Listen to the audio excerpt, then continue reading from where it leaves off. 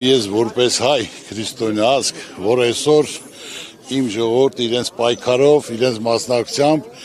արդեն 44 մեծ հզոր պետություններից առավել ընդունել են ցեղասպանությունը, որ դա միայն հարկավոր է հարգեր գնահատել, դա աշխատանքն է մեր ամբողջ հայ ազգի,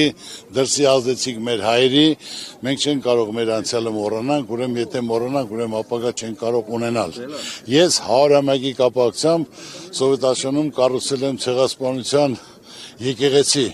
այնպես որևէ մի հայ իրավունք չունի ոչ ուրանալու, ոչ մոռանալու։ Ես ուրիշ հարցեր այսօր չպատասխանեմ, ինձ կներեք։ Դուք ասել եք երբևէ չեք մտածի, որ կվախենան իշխանությունները Արարատին նայել։ Ասել եմ, կարող է հրաժարվում, ասել եմ, որ այսօր ոչ մեկը չէր կարող պատկերացնել, որ իշխանության ներկայացուցիչ չի կարող Հրիշչյանի նայի Մասից Սարին, չի կարող ցեղասպանությունից խոսել, չի կարող Արցախից խոսել, որ այսօր տաճարը Ստեփանակերտում քանդում են, դա մենք չենք պատկերացրել,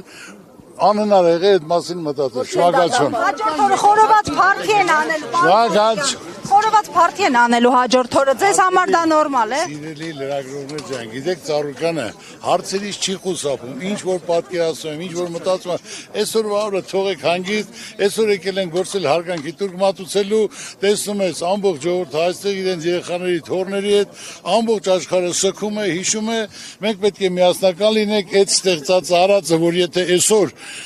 42-ից ավել խոշոր պետություններ ընդունել են, օրենքներ են ընդունել, քրեական են դարձել, ովքեր որ հակառակ ասեն։ Նույնը մենք պետք է անենք եւ պետք է ոնց որ